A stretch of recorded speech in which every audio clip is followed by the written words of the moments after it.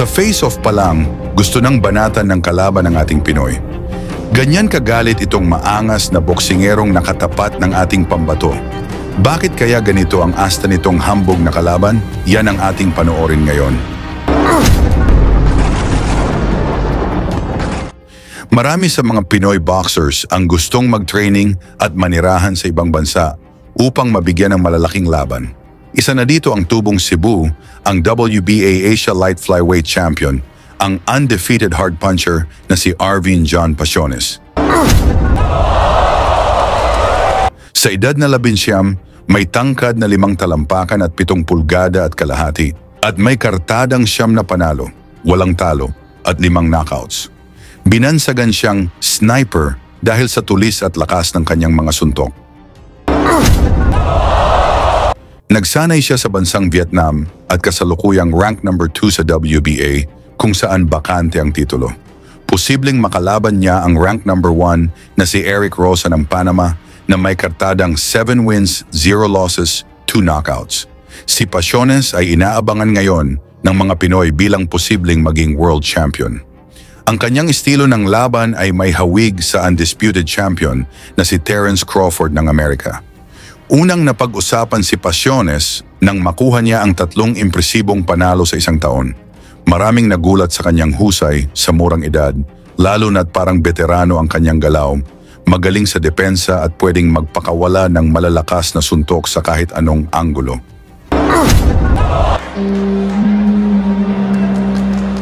Nasubok ang galing ni Pasiones nang makaharap niya ang 100% knockout artist mula Thailand na si Sarawat Jamtong, kung saan ang lahat ng kanyang 7 panalo ay sa pamamagitan ng knockouts. Maangas si Jamtong dahil sa weigh-in pa lang, gusto na niyang banatan agad ang batang Pinoy.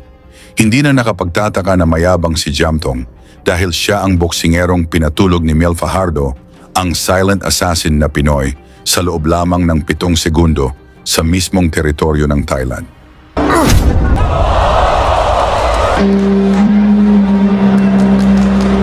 Kaya sa laban na ito, nangako si Jamtong na babawian niya si Pasiones. Nang magsimula ang laban sa Saigon Sports Club sa Ho Chi Minh City, Vietnam, agresibong nagpakawala ng kombinasyon si Jamtong, gustong iparamdam kaagad kay Pasiones ang kanyang lakas. Pero hindi natakot ang ating pambato.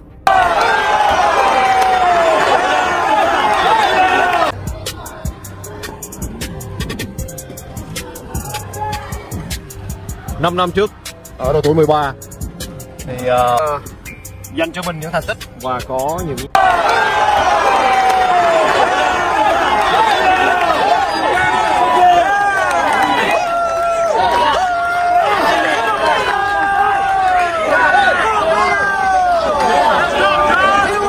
về mặt thể hình, về chiều cao và xẻ tay.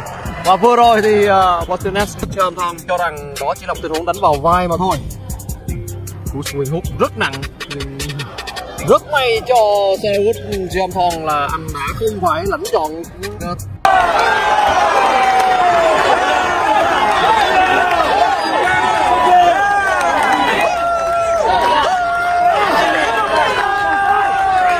Hóa đa dạng đến từ Pasiones.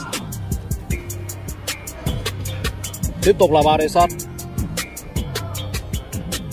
Cũng đã chuẩn bị cho mình những sự sẵn sàng. Sa huling bahagi ng unang round, tumama ang mga solidong counters ng batang Pinoy sa maangas na Thai boxer.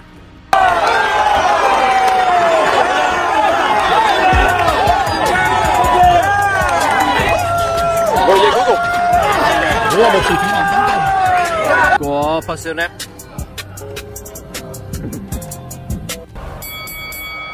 Pagsapit ng ikalawang round, umataking muli si Jamtong, halatang gusto ng pabagsakin si Pasiones. Habang nag-aabang ang ating Pinoy ng magandang pagkakataon.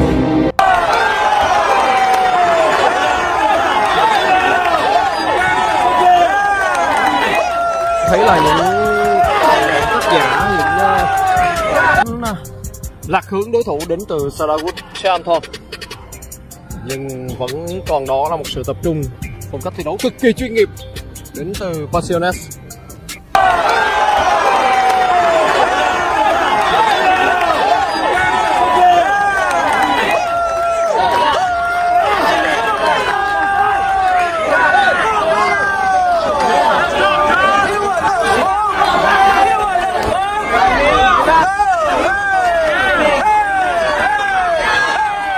Nang nakahanap ng tiyempo si Pasiones, mabilis siyang nagpakawala ng suntok na nagpabagsak kay Jamtong. Sinubukan pang tumayo ng Thai boxer pero halatang hilo pa siya kaya tinigil na ng referee ang laban upang hindi na lalo pang mabugbog si Jamtong.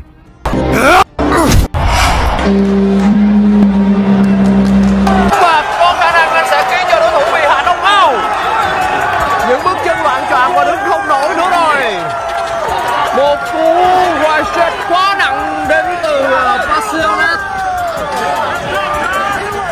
Đây là những gì mà chúng ta Nakuha ni Pasiones ang technical knockout na panalo sa ikalawang round. Sa ganitong klaseng performance, may malaking tsansa si Pasiones na maging world champion. Pag-usapan natin ang posibilidad nito at salamat sa inyong suporta. Lagi niyong sundan, huwag magpapahuli. Pag-usapan ay bakbakan, balita niya at laban. Mga Pinoy na di nagpapagapi. Salamat sa mga suporta na lagi nandyan.